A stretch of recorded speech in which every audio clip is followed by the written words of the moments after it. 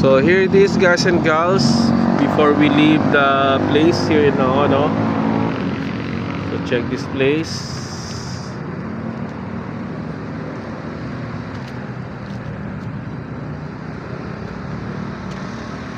So once again, take a look, one last look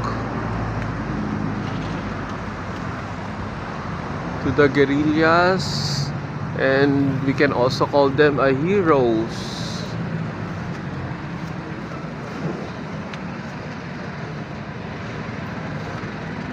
Okay.